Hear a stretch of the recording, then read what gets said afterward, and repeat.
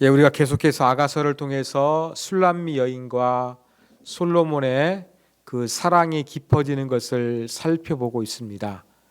이제 3장에 와서는 결혼식이 이루어지는 그러한 내용도 기술되어 있는데 이러한 부분들을 보다 자세하게 살펴보도록 하겠습니다. 자, 1절 보시면 여자가 하는 말입니다. 내가 밤에 침상에서 마음으로 사랑하는 자를 찾았노라. 지금 3장 1절에 보면 두 사람이 함께 침대에서 사랑을 나누는 상황은 아닌 것 같아요. 밤이라 그랬습니다. 원어로는 복수형이기 때문에 밤마다 사랑하는 사람을 찾았던 것으로 보입니다. 진짜 사랑하는 사람이 밤에 없었는지 다른 것을 의미하는지 조금 우리로 하여금 분명하게 이해하기가 어려운 요소가 있습니다. 그런데 많은 사람들이 이 부분은 아마 실제가 아니라 술람미 여인이 솔로몬을 사랑하는 마음이 컸기 때문에 그 연모하는 정 때문에 꿈을 꾸지 않았나 그렇게 해석을 합니다. 그러면서 이 침상에서 마음으로 사랑하는 자를 찾았노라 했는데 이 침상은 그냥 일반적으로 내가 누워 자는 어떤 물리적인 침대를 의미하는 것이 아니라 바로 사랑을 갈망하는 그러한 단어로 우리가 이해하면 되겠습니다. 그냥 밤마다 이 사랑하는 사람을 그리워하는데 없는 거예요. 찾아봤어요. 없어요. 같이 있고 싶고 사랑하고 싶고 대화하고 싶고 손잡고 싶은데 옆에 없어요. 어디 같이 찾아봤는데 찾을 수가 없는 거예요.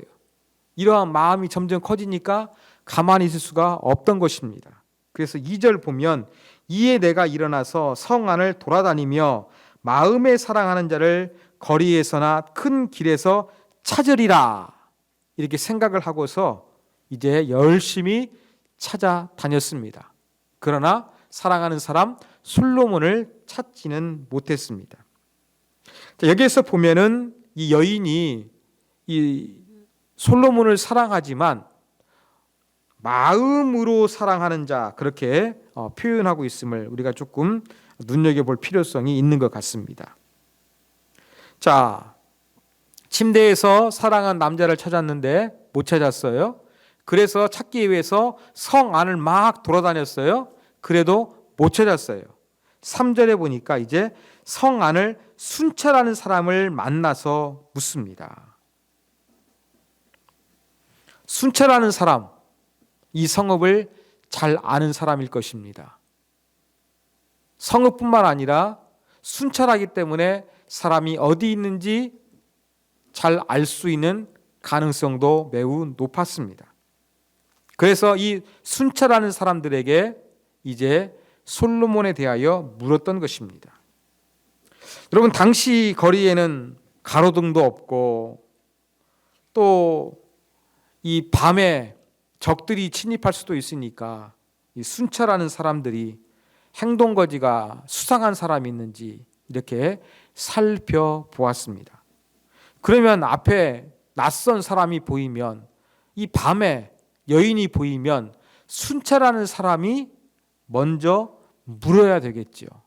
그런데 이와 반대로 이 술람미 여인이 순찰하는 사람들에게 내가 사랑하는 사람을 봤는지 그렇게 묻고 있습니다. 묻는 것도 한 가지 보면 재미가 있어요. 여러분, 사람을 찾기 위해서는 인상착의를 이야기해 줘야 되겠죠. 그런데 인상착의가 강조되는 것이 아니라 여전히 아까 말씀드렸던 것처럼 내 마음으로 사랑하는 자를 너희가 보았느냐. 사랑이 강조되지 솔로몬의 어떠한 외형적인 거, 외모적인 거 이런 부분들은 생략되어 있는 특이한 모습을 보여주고 있습니다. 자, 4절은 이렇게 순찰하는 사람들 얼마나 기대가 컸겠습니까? 가능성이 있을 것이다 했는데 모른다고 하는 거예요. 그 사람들을 지나치자마자 사랑하는 솔로몬을 만나게 됩니다. 어떻게 만났는지 자세하게 설명되어 있지 않기 때문에 우리는 그것은 모릅니다. 그런데 한 가지 분명한 것은 그토록 사랑하는 사람을 만나기를 원했던 것이고 그 사람의 부재가 너무나 허전하고 컸다는 것은 분명합니다. 그래서 막 성읍을 돌아다니고 이 순찰하는 사람한테 물어봤는데 몰랐다가 우여곡절 끝에 드디어 사랑하는 사람을 만나게 됐습니다. 어떻게 하겠습니까? 이별이 싫은 거예요. 떨어져 가지고 이렇게 다시 만나는 거 마음 졸일지 모르니까 안 놓치고 꽉 붙잡고 싶은 겁니다. 그래서 4절에 보니까 사랑하는 자를 만나니까 그를 붙잡습니다. 그게 끝이 아닙니다. 내 어머니의 집으로 나를 잉태한 이의 방으로 가기까지 놓지 아니하였노라. 손을 만나서 꽉 잡고 자기 어머니의 집으로 끌고 갑니다. 어머니의 집에서도 어머니가 자기를 낳아줬던 방, 자기를 탄생케 했던 그 방으로 끌고 간다는 겁니다. 어떠한 의미가 있을까요? 여러분, 아가서를 조금 남녀간의 사랑으로 그대로 조금 문자적으로 해석을 해버리게 되면 나를 잉태한 이의 방으로 가기까지, 이 부분은 어머니를 떠올려 가지고 솔로몬과 함께 이제 사랑하니까 조금 성적인 관계를 갖는 것을 그렇게 표현한 것이다. 그렇게 해석이 됩니다. 그런데 이것은 하나님과 우리 간의 관계로 볼 수 있다 그랬죠. 알레고리적으로 해석을 할 수 있다고 말씀을 드렸는데, 알레고리적으로 해석을 하게 되면 이 부분은 어떠한 의미가 있냐면, 사랑하는 사람을 붙잡고 자기가 태어났던 가장 근본적인 거, 가장 근원적인 거, 이 부분에까지 가는 거예요. 그렇게 해석을 합니다. 그리고 3절도 알레고리는 어떻게 해석하느냐? 여러분, 순찰하는 사람들, 이러한 사람을 그 영적인 지도자, 하나님과 나를 더욱더 깊이 있게 만날 수 있는 도와주는 사람, 이런 사람들을 만나도 어떻게 하나님과의 깊은 사랑이 해결되지 아니할 수도 있다. 이렇게 해석을 하는 경우도 있습니다. 하여간 1절에서 4절까지는 술람미 여인이 이 사랑하는 사람을 너무나 연모합니다. 그 옆에 없음을 너무나 허전해서 찾고 찾으며 수고하고 애써 드디어 발견하게 되자 더 이상 헤어지기 싫어가지고 그의 손을 꼭 잡고 그가 태어났던 가장 근본적인 자리에 가서 그와 함께 하기를 원하는 마음이 담겨져 있다. 그렇게 우리가 이해할 수가 있습니다. 자, 5절 말씀은 여러분 조금 우리가 강해를 들었으니까 2장에서 나왔던 부분이라는 것을 알 수가 있습니다. 자, 그런데 죄송합니다. 이 부분 설명하기 전에 1절부터 4절까지 한 가지 우리가 기억해야 될 것은 술람미 여인이 솔로몬을 어떻게 표현하느냐 하는 것입니다. 마음으로 사랑하는 자, 1절 그렇게 되었죠. 2절 보면 마음에 사랑하는 자, 3절도 마음으로 사랑하는 자, 4절도 마음에 사랑하는 자, 동일한 표현이 그렇게 반복되어져 있다는 겁니다. 동일한 표현이 반복되어져 있는데 여기에서 내 마음에 사랑한다, 내가 마음으로 사랑한다 했는데 이 마음은 어떤 단어냐면은 네펫이라는 히브리어예요. 근데 하나님께서 인간을 창조하시고 생기를 불어넣어 주셨죠. 그래서 이 생기를 불어넣으니까 생명이 됐어요. 이 생명으로 번역된 단어가 아까 제가 말씀드렸던 히브리어 네펫이라는 단어입니다. 그러니까 마음이라고 내 마음에 사랑한다고 했는데 달리 번역하게 되면은 내 생명이 사랑하는 자, 이러한 의미도 가능하는 거예요. 그러니까 자기의 전 존재, 이 생명을 다해서 솔로몬을 사랑한다고 고백하고 있는 거예요. 그 정도 사랑하니까 찾고 성읍으로 나가고 순찰하는 사람에게 물어보았던 것입니다.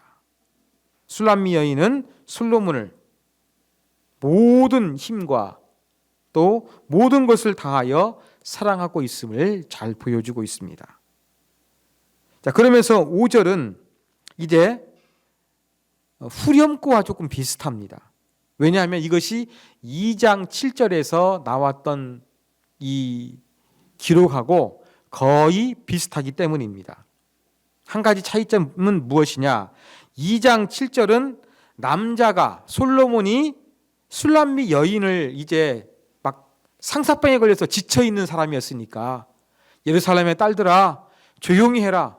내 사랑하는 여인이 상사병 걸렸다가 드디어 마음의 안정감 얻어서 잠들었으니까 잠 깨도록 방해하지 말았으면 좋겠다. 이렇게 지금 노래를 했던 거예요. 근데 이제 5절은 바뀌었어요. 5절은 이제 여자가 부탁하고 있는 거예요. 이제 연모하는 적이 컸기 때문에 찾고 찾았잖아요. 드디어 함께 있는 거예요. 그러니까 이 헤어졌다가 찾아가지고 다시 만나는 시간이 너무나 좋으니까 이 시간을 조금 즐길 수 있도록 예루살렘의 딸들아, 제발 우리가 조금 사랑을 나눌 수 있도록 방해하지 말아다오. 이러한 내용으로 노래하고 있는 구절을 우리가 5절로 이해하시면 되겠습니다. 자, 이제 6절부터 마지막 11절까지는 이제 술람미 여인과 솔로몬이 좀 결혼식을 진행하는 과정이 묘사되어 있습니다. 자, 우리가 살펴본 4절까지의 내용은 두 사람이 어떠한 관계를 맺고 있느냐? 서로 사랑해서 데이트를 하고 있는 거예요. 연애의 감정을 그렇게 나누고 있는 것이라고 한다면 이제 6절 이하에서는 두 사람이 결혼식을 거행하기 위해서 광야의 마차를 타고 여인이 있는 곳으로 찾아오는 장면을 묘사하고 있습니다. 그런데 관점은 구경꾼의 입장에서 그렇게 좀 기록을 한 것처럼 보입니다. 자, 6절 볼까요? 자, 몰약과 유향과 상인의 여러 가지 향품으로 향내를 풍기며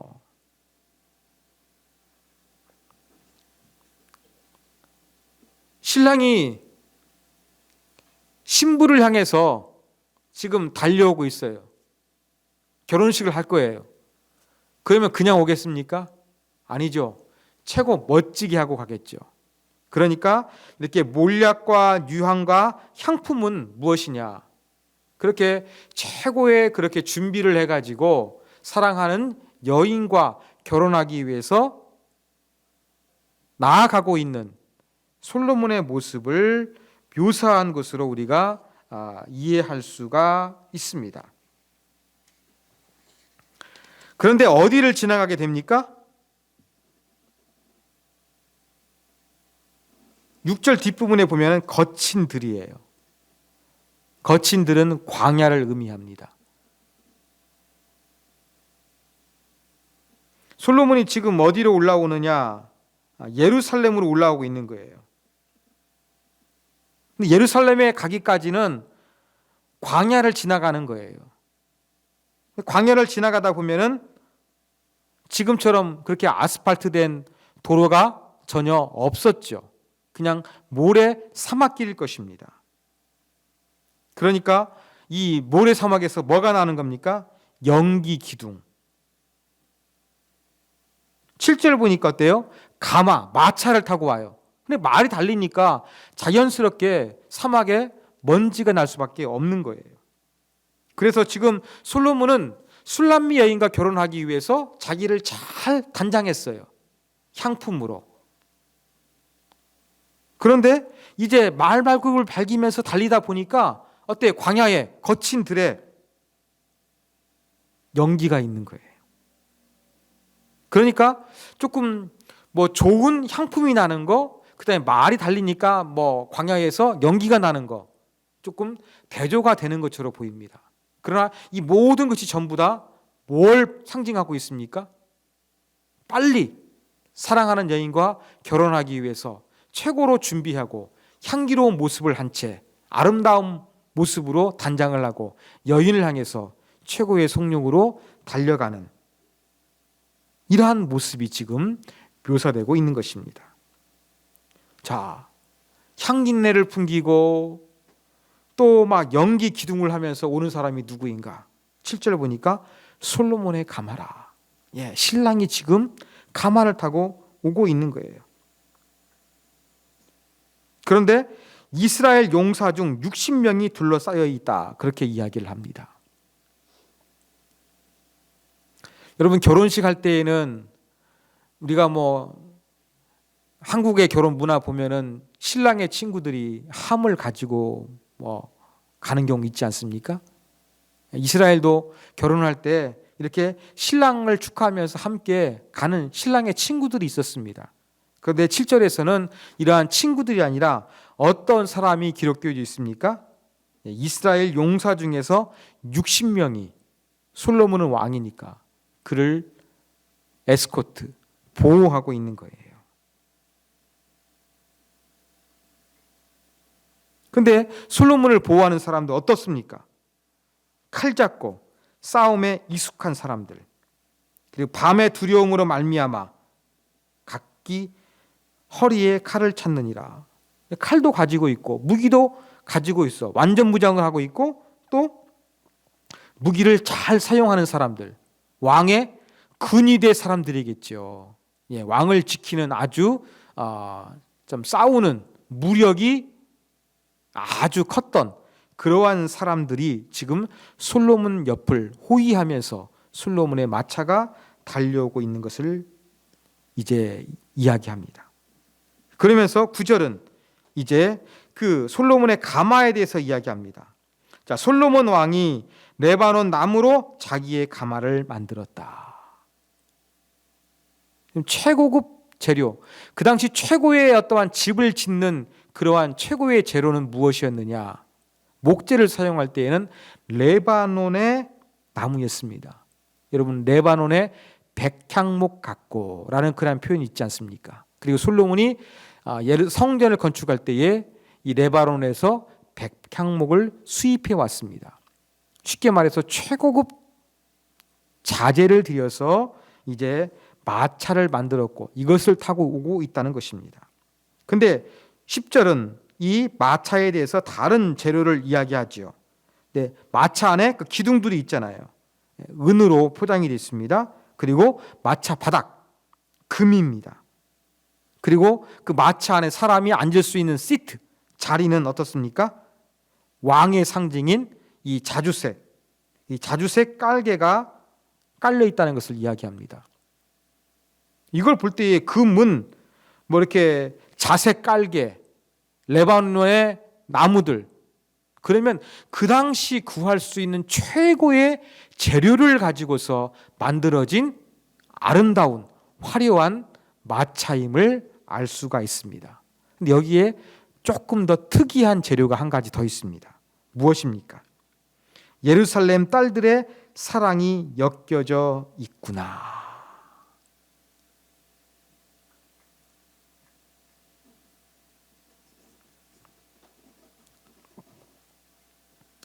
바로 이것은 사랑으로 만들어진 마차라는 겁니다. 최고급 목재, 최고급 재료뿐만 아니라 이 사랑이라는 보이지 아니하는 이러한 것들을 잘 조합해서 만든 이러한 화려하고 아름다운 마차를 타고서 또 그 주변에는 안전히 무력으로 익숙한 칼을 잘 쓰는 숙련된 근위병들이 솔로몬을 보호하면서 지금 신부를 향해서 달려오고 있는 모습을 묘사하는 것입니다. 그러면서 11절 뭐라고 합니까? 시온의 딸들아 나와서 솔로몬 왕을 보라.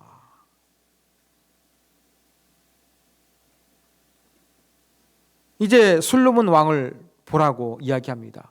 신랑이 오니까 기쁘게 맞이하라는 것이죠. 근데 여인은 이 지금 신랑으로 다가오고 있는 솔로몬의 어떠한 모습에 주목합니까? 막 기뻐하고 있어요. 그런데 왕관에 주목을 합니다. 그의 어머니 밧세바일까요? 예, 솔로몬의 모친이라 그러면 밧세바일 가능성이 높겠지요. 예, 밧세바가 이제 왕관을 그 머리에 씌워준 것을 주목합니다. 자, 결혼식과 왕관이 어떤 관계가 있을까요? 이 왕관으로 번역을 했지만 또 그냥 결혼식 화관으로 볼 수 있을 것이다. 그렇게 해석을 하기도 합니다. 그런데 이 왕관으로 번역을 하게 되면 상당히 의미 있는 의미를 가지게 돼요. 어떤 의미를 가지고 있느냐? 여러분, 이 당시에 남자 중심의 사회니까 자, 결혼하는 사람이 왕이면 이 결혼하게 되는 신분이 어떻게 됩니까? 남편인 왕의 신분을 따라 가지고 높아지겠죠. 왕비가 되겠죠. 뭐 정실 첫 번째 부인이 아니라고 한다 그러면 뭐가 되겠습니까? 뭐 후궁이라도 되겠죠. 그래도 상당히 중요한 자리입니다. 바로 여기에서도 지금 표현하는 것은 바로 무엇이냐면 술람미 여인이 이제 자기를 사랑하는 마음으로 결혼하기 위해서 오는 이 솔로몬을 바라보는 거예요. 머리에 보니까 관을 썼어요. 어머니가 사랑하는 아들 결혼한다 하니까 이 왕관을 씌워준 거예요. 이 모습 보면서 술람미 여인은 뭘 느끼냐면 이제 사랑받는 이제 여인이 이 남편을 통해 가지고 자기의 존재, 자기의 신분이 달라지게 되는 이러한 모습을 지금 이제 한번 주목하면서 예루살렘 딸들에게도 한번 봐달라. 그렇게 지금 노래하고 있는 부분으로 이해를 하시면 되겠습니다. 자, 이렇게 해서 우리가 지금 1절부터 11절까지 3장에 있는 내용을 살펴봤습니다. 자, 이를 통해서 배울 수 있는 교훈점 몇 가지를 살펴보도록 하겠습니다. 첫 번째 교훈입니다. 우리는 영혼의 어두운 밤을 잘 극복해야 한다는 도전을 받습니다. 자, 여러분 1절에서 4절까지의 말씀 살펴보면서 제가 말씀을 드렸습니다. 술람미 여인은 옆에 없는 사랑하는 사람을 너무나 그리워했습니다. 침상에서 찾아보니까 없어가지고 어떻게 합니까? 포기하는 것이 아니라 집 밖으로 나와서 성 안을 돌아다니면서 열심히 찾았습니다. 못 찾았습니다. 그래서 그 성을 가장 잘 알 수 있는 전문가와 같은 이 성을 순찰하는 사람들에게 의뢰했지만 그때도 만나지를 못했습니다. 찾지를 못했던 것이지요. 이렇게 사랑하는 사람을 만나고 찾고자 하지만 쉽게 찾아지지가 아니했어요. 이 성읍의 순찰대를 지나고 마자 그냥 우연하게 그 사랑하는 사람을 만나게 되었다는 것입니다. 이러한 부분을 통해서 우리는 어떠한 교훈을 얻을 수 있느냐? 우리도 주님을 찾을 때에 이렇게 쉽게 찾을 수 없는 여러 가지 힘들고 어려운 상황이 올 수도 있다는 것을 우리가 배우게 됩니다. 믿음의 조상들은 이렇게 우리가 하나님을 찾고자 하되 깊은 하나님과의 만남을 갖고자 하되 이것이 잘 이루어지지 않는 상태를 영혼의 어두운 밤이라고 불렀습니다. 영혼의 어두운 밤. 사랑하는 여러분, 혹시 여러분들도 영혼의 어두운 밤을 지금 보내고 계십니까? 주님을 찾기 위해서 나섰습니다. 내가 주님을 만나기 위해서, 내 신앙이 더욱더 깊어지기 위해서 주님을 찾고 주님을 따라가는데 주님이 보이지 않는 거예요.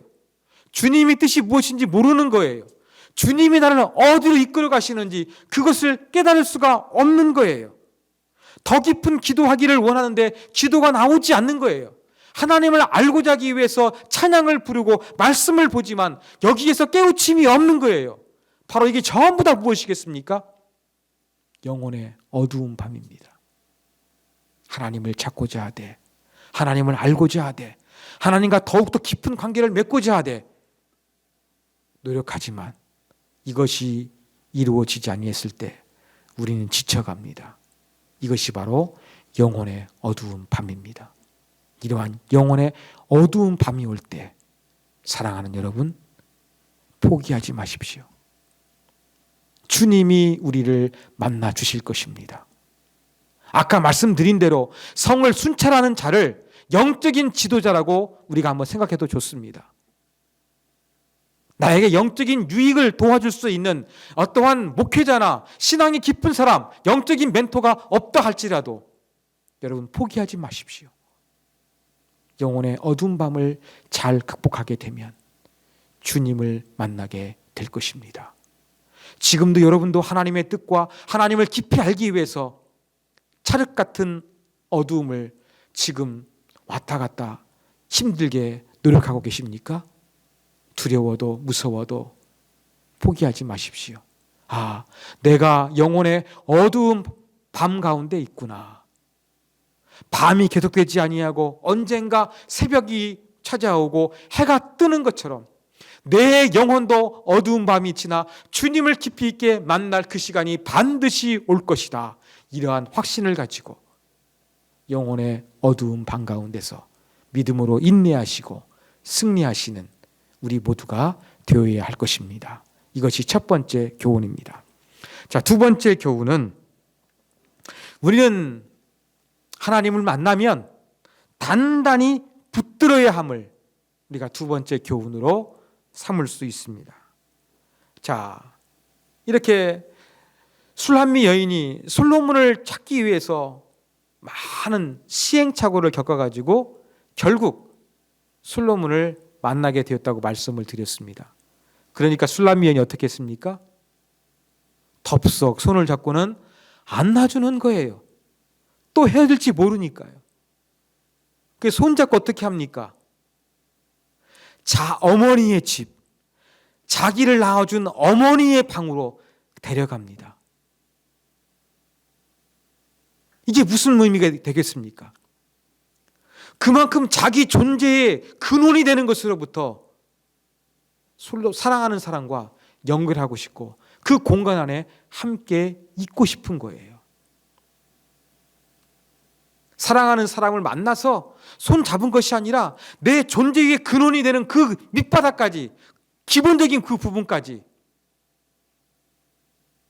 거기에서 사랑하는 사람과 사랑을 나누고 교제하고 하나가 되고자 하는 그런 간절한 열망이 술람미 여인에게 있었습니다. 사랑하는 여러분, 하나님을 향한 열심, 하나님을 향한 열심이 바로 이 술람미 여인이 솔로몬의 손을 꽉 잡고 놓치지 아니하고 그 영혼을 자기가 태어났던 방으로 그를 끌고 갔던 것처럼 우리도 이렇게 주님을 꽉 붙잡아야 될 것입니다. 내가 주님 놓지 않고 내 존재의 근원, 내 존재의 뿌리, 이곳에서부터 내가 주님을 깊이 있게 알기 원하고 이것에까지 내 모든 것이 충만해지기를 원합니다. 내가 주님을 만나면 내 존재의 뿌리까지 완전히 주님을 만나 주님을 알기를 원하고 주님으로 새로워지기를 원합니다. 이러한 간절한 사모하는 마음, 이러한 사모하는 마음을 가져야 한다는 도전을 우리가 아가서 3장을 통해서 배울 수가 있습니다. 자, 마지막 세 번째 교훈입니다. 마지막 세 번째 교훈은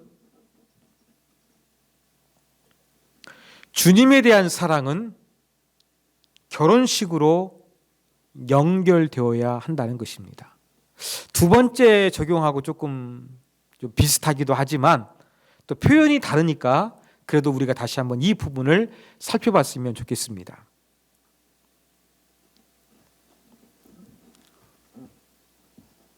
술람미 여인은 사랑하는 사람을 열심히 찾았잖아요. 그리고 이제 결혼하잖아요. 이 사랑하는 사람과 함께 있는 시간은 또 결혼이라는 것과 연결되는 것도 상당히 중요하다고 생각을 합니다. 오늘 이 현대 사회의 특징을 보면 상당히 좀 비혼주의자라고 할까요? 뭐 그러한 사람도 많이 있는 것 같아요. 좀 결혼을 거부하고 자기 자신, 자기 개발, 자기가 원하는 것만 추구하면서 살기를 원하는 사람들이 많이 있습니다. 그 중에 그러면 이러한 완전히 비혼주의자는 좀 성적인 것을 완전히 거부하는 사람도 있겠습니다만 또 그 중에 일부는 성적인 것들, 또 결혼이라는 것을 구습이라고 이야기하면서 결혼이라는 제도에 얽매이지 않으면서 자유분방하게 사랑을 나누고자 하는 그러한 사람도 제가 볼 때는 많이 있는 것 같아요. 여러분 그렇지 않습니까? 비혼주의자도 있고 사랑을 하는데 구속하게 되는 이러한 결혼식, 이건 싫다. 그냥 자유분방하게 내 아는 사랑만 나누고 나머지 시간에는 내 마음대로 살고 싶다. 이렇게 주장하는 사람들 제가 볼 때에는 현대에 점점점 많아지고 있는 것처럼 보입니다. 여러분, 영적으로도 우리가 이러한 모습을 보일까 좀 두려워했으면 좋겠어요. 내가 주님을 사랑해요. 주님과 함께 하고 싶어요. 근데 그것을 딱 내가 계산해 놓는 거예요. 주님을 사랑하고 주님과 하는 시간은 이만큼, 여기까지. 딱 자기 나름대로 한계를 정해 놓는 거예요. 나머지 어떻게 하는 겁니까? 내 인생은 나의 것, 내 마음대로 살겠습니다. 이렇게 여기는 사람도 많잖아요. 여러분, 진정으로 우리가 주님을 사랑한다는 건 무엇이겠습니까? 그냥 주님을 사랑하는 감정, 이것으로 끝나는 것이 아니에요. 오늘 솔로몬과 술람 여인이 결혼하는 것처럼 우리가 정말로 주님을 사랑한다고 한다면 결혼하는 거예요. 내 모든 것을 던지는 거예요. 믿음 생활이 구속되는 것도 있겠지요. 결혼 생활의 구속처럼요. 그렇지만 진정한 주님의 사랑은 이러한 구속을 두려워하지 않는 것이 진정한 사랑입니다. 우리도 주님을 향한 사랑이 이와 같아야 될 것입니다. 주님을 사랑한다고 하면서 그냥 주님 사랑합니다. 감정적인 몇 가지로서 주님을 사랑한다고 우리가 끝내지 아니했으면 좋겠어요. 진정으로 주님 붙잡는 것, 진정으로 주님을 사랑하는 것은 바로 무엇입니까? 조금은 내가 불편해도 내가 완전히 주님과 하나 되고 내가 완전히 주님과 더욱더 깊어질 수 있는 이 결혼이라는 제도, 하나님과 내가 하나 될 수 있는 이러한 영적인 기쁨을 향해서, 영적인 하나됨을 향해서 나아가는 것, 이것이 바로 진정한 신앙입니다. 사랑하는 여러분, 내가 주님을 사랑하되 이 사랑의 감정 나름대로 내 딱 한계를 정해놓고 그렇게 사랑하지 아니하고 결혼이란 제도에 들어가는 것처럼 완전히 주님과 내가 하나가 될 수 있도록 거기까지 나 자신을 개방하고 주님께 나 자신을 맡기고 주님을 알고자 하는 마음, 이 열망, 이러한 신앙적인 열정이 우리 안에 충만해야 한다라는 것을 세 번째 교훈으로 우리가 받을 수 있습니다.